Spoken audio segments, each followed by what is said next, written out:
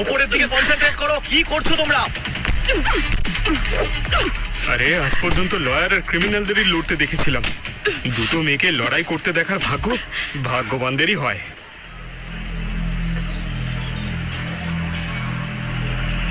পানভেলের গাড়ি, বরিভেলি থেকে পানভেল যাওয়ার গাড়ি এখনো পর্যন্ত 8 ঘন্টা লেটে চলছে।